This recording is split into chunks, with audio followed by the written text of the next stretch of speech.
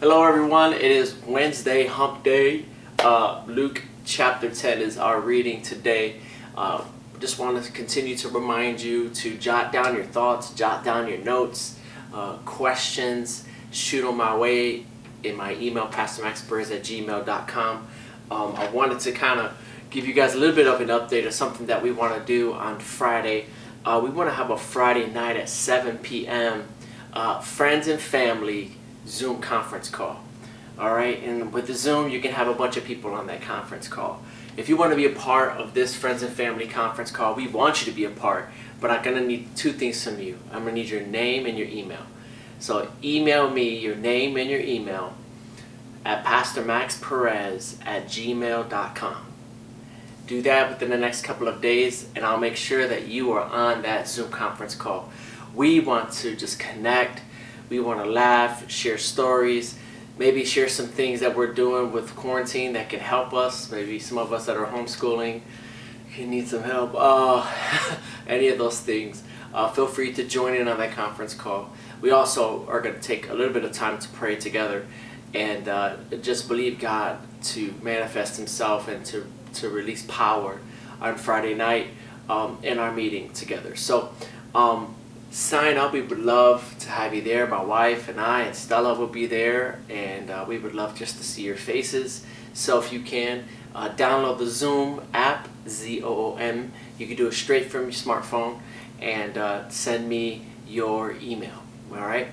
So we're in Luke chapter 10, and I've really been enjoying going through this with you guys and making these videos every day, and just spending time slowing down and getting you to look at just some things that pop off of the pages for me.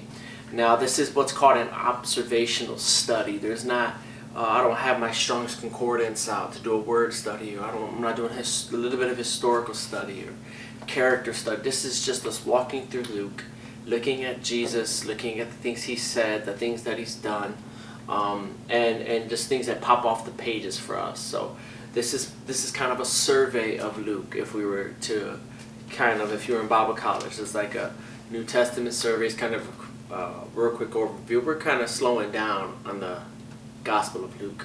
So Luke chapter 10, you see that Jesus now sends out 72 people to go and do the work of the ministry, and He tells them very similar instructions, but he gives them a little bit more. He says, when you go out, don't say nothing to no one. I'm sending you out as sheep among wolves.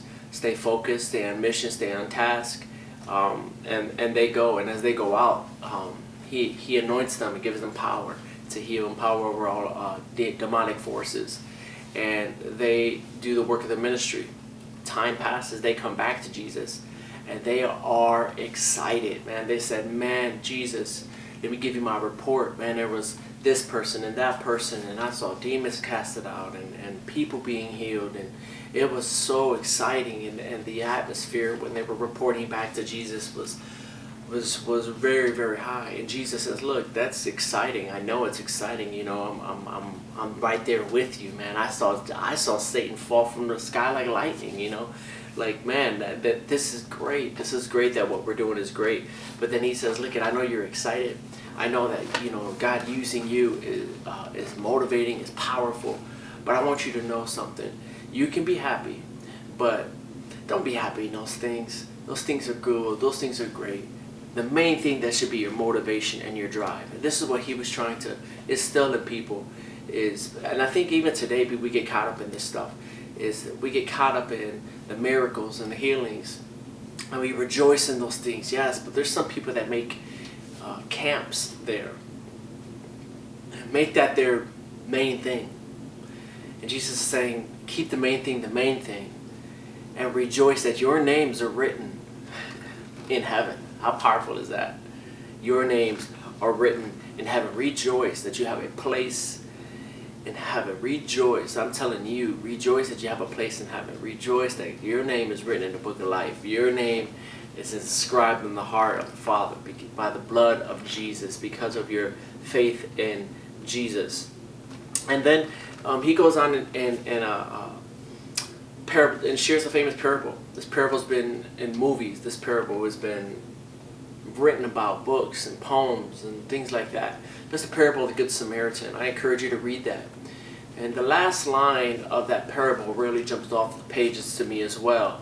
And it just says when the guy he's talking to finally gives the answer about showing mercy to others, Jesus just says, you go and do likewise. And I want to encourage all of us that during this time there are people that we may see with our own judgmental eyes that kind of deserve bad or deserve things that are not good or whatever the case might be.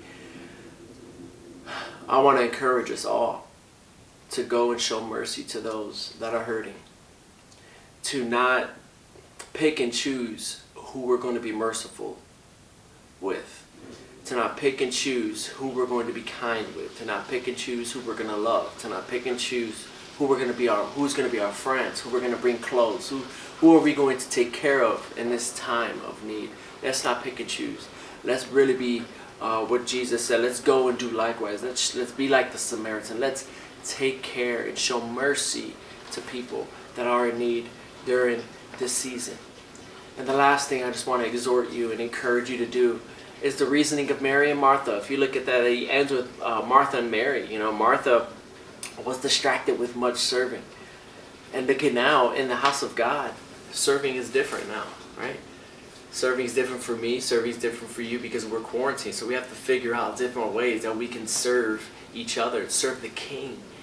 And all of the other stuff, working with volunteers or people that are going to help. We don't call them volunteers at Legacy. We call it the Dream Team. Working with the Dream Team. Working with different people. Scheduling. Trying to make sure songs are right. Service flow. Growing a ministry. All of these things can distract us. But I love how he says, and this is what we're doing as a community, which is so great. We're doing what Mary does. Mary was not troubled. Mary was not anxious. She was sitting at the feet of Jesus. She was sitting at his feet, listening to him teach, listening to him, just being in his presence. And that's what I want to encourage you to do. Take, as you've been, continue to take every day, a moment of your day, to spend time at the feet of Jesus. And as you do that, he's going to fill you up. He's going to fill you up. Anxiety will leave. Anxiety would leave. Troubles would leave. Just sit at the feet of Jesus. Ignore the reasoning of Martha and sit at the feet of Jesus. Church, I love you so much. I'm grateful that you have been reading Luke along with me and my family.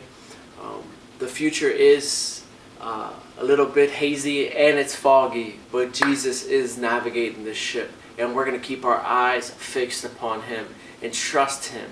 And trust me, church, I am praying, and along with the elders, we are praying for the mind of God to what we're going to be doing and how we're going to do church and how we're going to continue to do church in this season. So I want to encourage you to still continue to give, continue to bless, continue to honor the Lord with your tithes and your offerings during this scary time.